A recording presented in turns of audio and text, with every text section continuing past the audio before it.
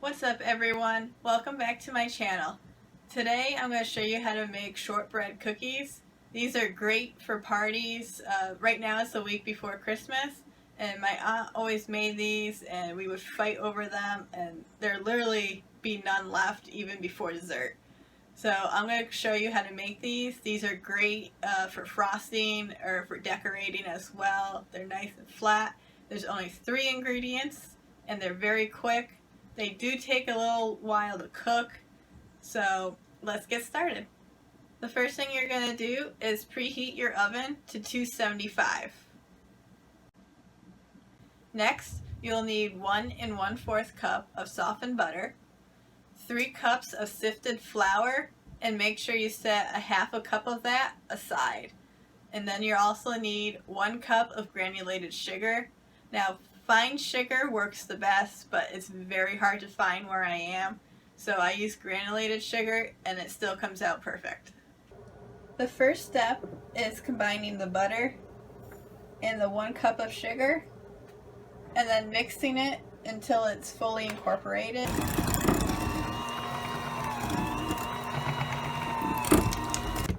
And don't forget to scrape down the sides of the bowl to make sure you get all the sugar in there.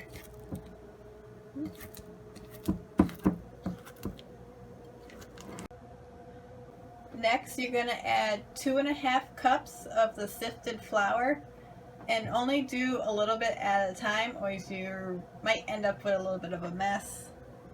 And this way it'll be easier to incorporate. I kind of cut it in thirds and then mix it again.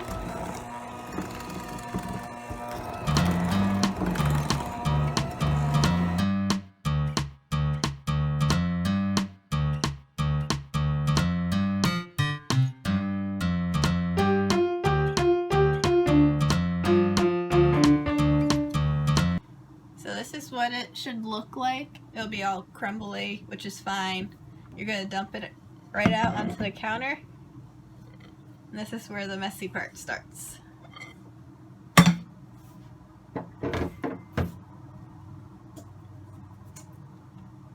You're going to take the other 1/2 of the 1 cup of flour and you're going to incorporate it as you mix it by hand. You can just add a little bit at a time to make it easier.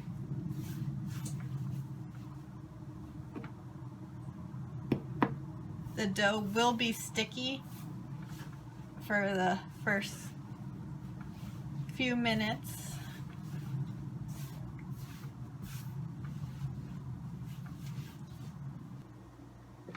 Next, you're going to take the rolling pin and roll it out until it is a 1/4 inch thick.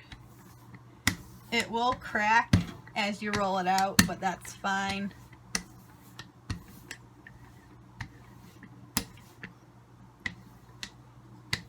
If you notice dough starting to stick to your rolling pin, you can just take some flour and it should help the problem. You also don't want to press down too hard because that will also make it stick to the rolling pin.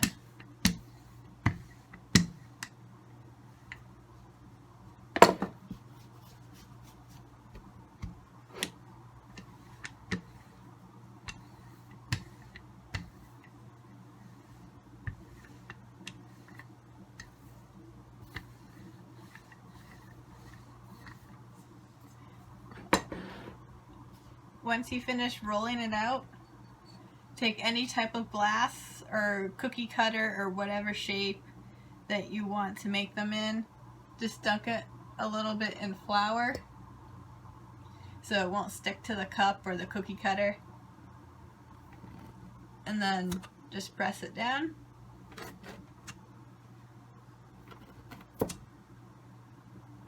And I recommend cutting them all out before you remove the dough.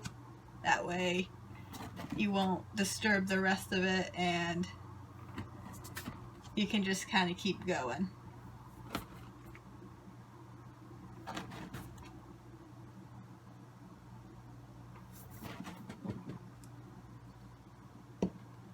And once you've done that, you can just pull it away.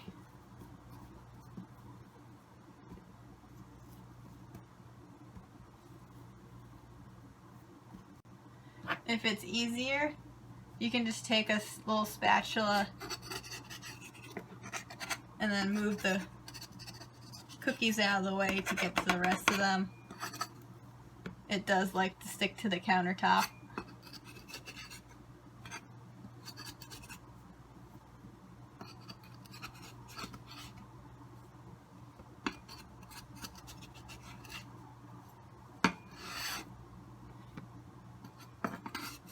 Next, you're just going to place them on the cookie sheet. You can kind of place them fairly closer than a normal cookie because these will not rise. There's no baking soda or anything in them. So they'll pretty much stay the same size they are now.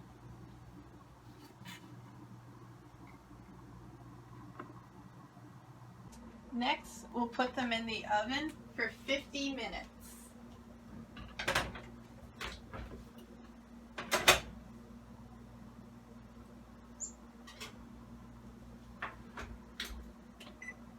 Now, while you're waiting for the first batch of cookies to come out of the oven, you may have some leftovers depending on what size you used. Just take some saran wrap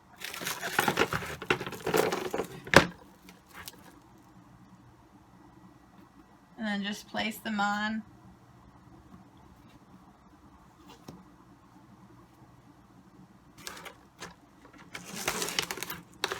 You don't really have to do anything too fancy.